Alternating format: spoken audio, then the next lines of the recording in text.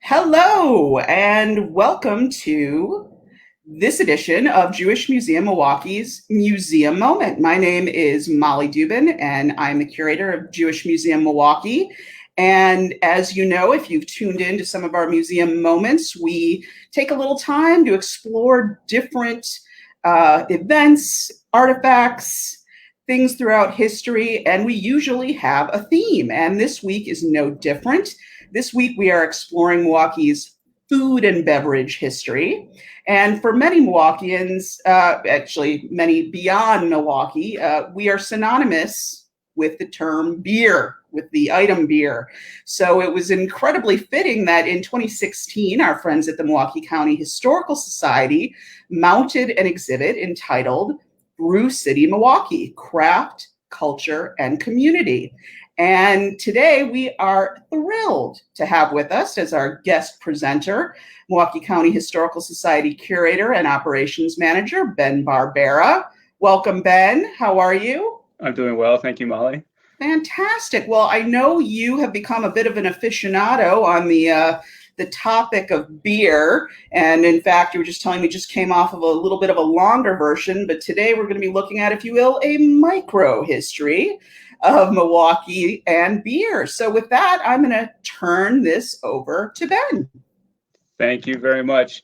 Yeah, I'm not a Milwaukee native, and I'm not necessarily a big beer person, but beginning to do research on this exhibit that we mounted in 2016, I really had to take a deep dive into this topic, and it turned out to be fascinating. And it's been sustaining too. So we did the exhibit, and then we opened a small museum and beer bar for a while that focused on the exhibit, and I've had numerous opportunities to talk about it. And so I'm very pleased to be here and talking to this audience about the topic as well. Because I only have a few minutes, we definitely are going to do a micro look at the topic. And one of the things I've noticed over the years as I've been researching and writing and speaking on this is there are some themes that have emerged over time, some somewhat comical, some less comical. So what I thought I'd talk about today, rather than trying to get into all the specifics and the minutia of all the different beers and breweries and all that stuff, is that I'd look at these themes more so, just to kind of give you a general overview of some of the stories and the trends that we have seen in Milwaukee's beer history. So some of the themes I'm going to look at are why Wisconsin, and more specifically Milwaukee. Why did Milwaukee become synonymous with beer? To the point where there were many breweries throughout the country that were producing beer that they called Milwaukee Lager, and there were lots of lawsuits trying to stop them from using the Milwaukee name to market their beer. Additionally, we know about the beer barons, and it turns out that it's really good to marry into a brewery. That's a good way to get a start, and I'll talk about that a little bit more. Also, in the 19th century, travel was risky. So if you are a beer baron, it's probably best not to travel. We can describe that too. And fire is always a danger, but it was especially dangerous in the 19th century in factories and so forth. And that had an impact on the local beer and brewing industry. And in case you weren't aware of it, Milwaukeeans do like beer. And what this subject always comes back to is that what was once good is good again. And I'll get into that a little bit more as well. So this would be the original brewery and tavern and beer garden. This was the farmhouse brewery, if you will. So the first breweries in Wisconsin were on farmsteads, and it was, you made beer for yourself and for your workers, and maybe some extended family or people who came to help you. And that's really where brewing took off in Wisconsin. But it wasn't too long after European settlers started to come to Wisconsin that we started to have formal breweries as well. So why Milwaukee as a brewing center? There's three main reasons. One was access to water. Water, as you can imagine, is essential to brewing beer. It's also essential, as an ingredient, but it's also essential to transporting beer. And it turns out that water, or more specifically ice, was absolutely necessary to brew lager beer, which is what Milwaukee is famous for. Lager is a little bit different from other beers because it has to be stored for quite a while. And you need to store it at cool temperatures. So they would dig caves in the bluffs in Milwaukee, and then they could store the beer in there, and they'd pack it with ice that they had harvested off of local rivers and lakes. And there were lots of other cities with German populations, which I'll get to, like St. Louis and Cincinnati, but they didn't have the access and the ability to sustain ice all year round, so it limited how much lager they could produce. And then, so secondly, the German population was essential as well. It was this population that brought their knowledge and their love of beer from Europe when they came to Milwaukee, and it really became a lifestyle. There were other people drinking spirits and a little bit of British and Irish type beers, but it wasn't really until the Germans came and brought their knowledge and their taste to it that Milwaukee took off as a brewing center. And then the last major topic is geography. And so, as you can see in this picture here on the left, we've got a family that is at a hops farm. So we had the farmland that could produce the grains and the hops and the material like that needed to go into it. We had the water. Almost every brewery in the early years in Milwaukee had a spring with clean, fresh water. And then we had the lake and later the railroad so that we could then transport the beer. And that's how Milwaukee became a big shipping brewer, is they could produce lots of beer and they could transport it as well. And so, as I said, the first brewery in Wisconsin was these farmhouse breweries. But then the first formal breweries in Wisconsin were not in Milwaukee. There was one in Mineral Point and one in Elk Grove. But by 1840, Milwaukee had its first brewery. There's a little bit of controversy about which brewery was first.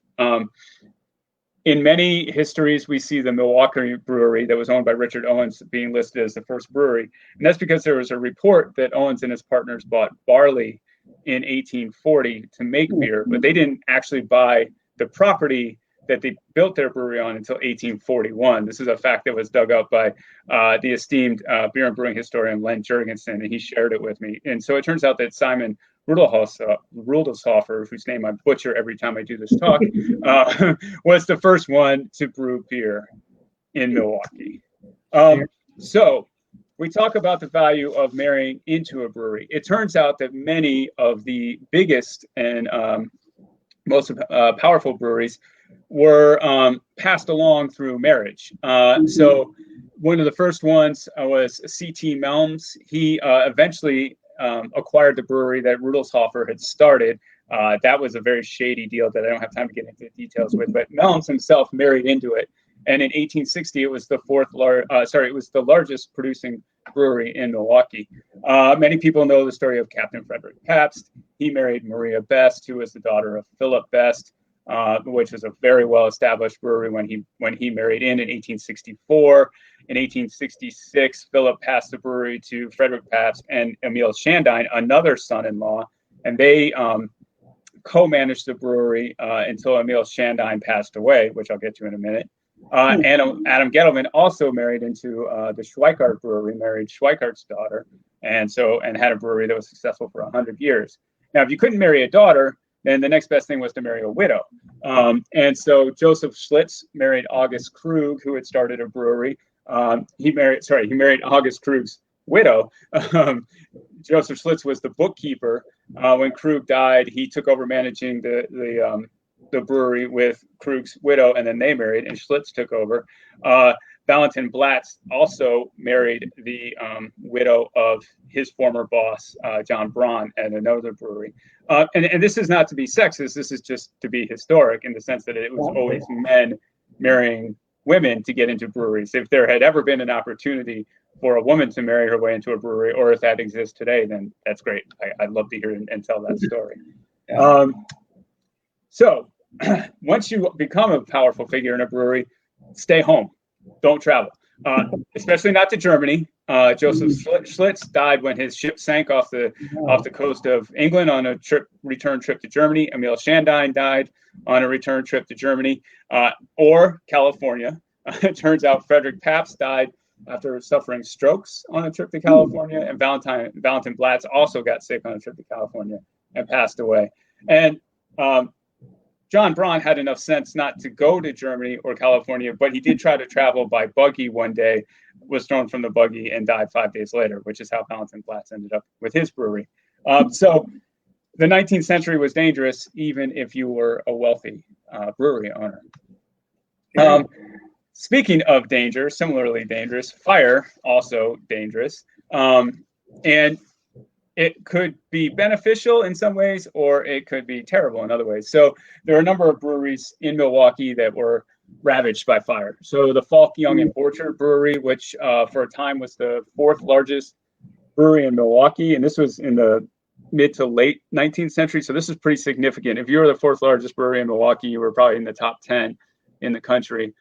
They had a fire in 1889. They were able to rebuild from that, but then they had another fire in 1892 and could not rebuild, and Pabst actually bought them out. The Western Brewery, this is an interesting story because it was a brewery and it was also a malt producer. And the brewery burned down, but the malting operation stayed active, and it grew to become the Frater Malt Company, which we know that name now because Curtis Frater, who had always wanted to be a doctor, when his father passed away, he ended up taking over the business, ran the business for a number of years, and then in his trust, he left $10 million for what became Frater Hospital and the Medical College of Wisconsin. And then Pabst suffered a major catastrophic fire themselves when they had a series of boilers blow, and it completely blew the boiler house. But they were so large that they were able to recover fairly quickly. An area where fire helps us, or helped the breweries, was the Chicago fire. Yeah. As you may have heard, beer is also popular in Chicago, and they drink a lot of it there. And so when the Chicago fire happened in 1871, a number of breweries were destroyed. And fortunately, the good-hearted souls in Milwaukee, especially the Philip Best Brewery, which became Pabst, and the Schlitz Brewery, thought, well, we need to get some beer to those thirsty people in Chicago. And so they immediately loaded up railroad cars and ships and started shipping their product down there as fast as they could. I believe at one point, Pabst was sending 20% of its production to Chicago. Schlitz sent so much beer and bought so much property down there that there was basically like a Schlitz Tide House, which is a tavern that's owned by the brewery and leased to the tavern keeper on pretty much every corner in Chicago. And that's really where Schlitz took that moniker, the beer that made Milwaukee famous. Interesting. Yeah, so fire, not good unless it is good. So Milwaukeeans like beer. I think we all know that, but what's interesting is they both like making it. So you look at Pabst and Schlitz, who in the late 19th, early 20th century, all the way through the mid 20th century, were kind of going back and forth as the biggest producer of beer in the country. Pabst had the record for a number of years, and then Schlitz surpassed them around 1901, 1902, and then they kind of went back and forth. And then, as we all know, Miller, or whatever they're calling themselves now, has been a powerhouse in the 20th century for a long time. Incidentally, in doing my research, I came across a couple of interesting nuggets about Pabst and the Schlitz Brewery. I didn't realize this, but so during Prohibition, 1919 to 1933, obviously the breweries weren't producing beer. But when Prohibition ended, Pabst was uniquely situated to start producing beer very quickly because they had merged with a malt company out of Chicago. This malt company was started by a man named Harris Perlstein, who was a Jewish individual who started working in breweries in 1914, built this malt factory, and had enough sense to, as Prohibition was nearing its end, to go to Pabst and say, hey, maybe we should merge and figure something out. And so they merged, creating what was known then as Premier Malt Products out of Chicago. And it took off, and it ended up being probably the second largest Pabst brewery. And this Perlstein individual, he ran it until 1972. So he was hugely influential in that. And then I had never heard of this guy. I just did this research recently. I found out about a guy named Saul Abrams, another Jewish man in Milwaukee who worked for Schlitz for almost 70 years, starting in the late 1800s, and worked until 1961 when he retired. He was a company executive, and Schlitz, the brewery, must have thought enough of him, because when he died in 1964, they gave $50,000. Remember, this is 1964 dollars to 3 Jewish organizations in his name. So it was really interesting to find these ties. I mean, like getting to the drinking part, taverns, there are lots of Jewish-owned taverns, but I hadn't known about too many Jewish executives who had worked in some of these breweries. So it was kind of fun to uncover some of those stories. So yes, they like making beer. They like drinking it in taverns, tide houses, and of course outdoors. So this is a great picture from a beer garden. The 19th century beer gardens, this was like the place to go for recreation. Remember, 19th century workers, they worked 6 days a week. They worked 10 to 12 hours a day. Sunday was really their day off. And so the whole family would go to the beer garden. And this wasn't just a little beer garden. These were big, lavish parks with stages and concerts and amusement park rides and all that stuff. And so, yeah, I mean, these things are beautiful. If I had, oh, you know what? I do have one more great picture of a beer garden. There on the bottom. I believe that's Pabst Wonderland, which is on the bluff north of downtown. And so that was a quote unquote beer garden there. And so this is the last part of the story that has really come true, is that what was once good is good again. So all the original breweries were small breweries, right? They were essentially craft breweries producing beer for their neighborhood. Well, that's what we have again. We have this craft brewery industry. We went from 35 breweries in Milwaukee to 4 breweries in Milwaukee, admittedly huge breweries, but 4 breweries in Milwaukee, and we're back to about 35 again. The neighborhood tavern, that's always been an important part of the Milwaukee community, and we see it still today. It's changed, it's shaped differently. It's not owned by the breweries anymore, but that is an essential part of the fabric of our life.